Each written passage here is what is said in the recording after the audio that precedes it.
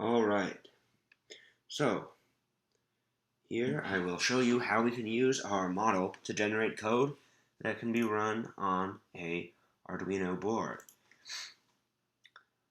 So first we need to create a board object that will contain the model. Feel free to give it a name, whatever you might like. We're going to run this on an Uno R3 board because that's what I happen to have on me.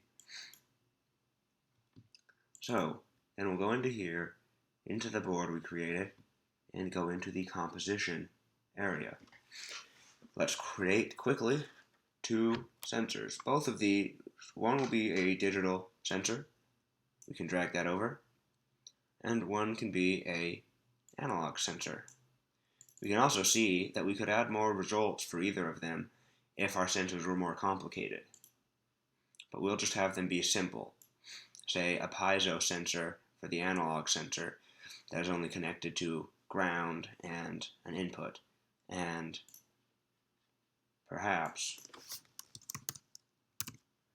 some other sort of digital sensor for ours.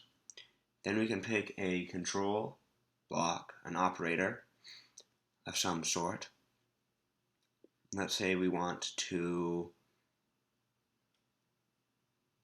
check if the digital sensor goes high. So to do that, we'll take an AND block and connect to the digital sensor.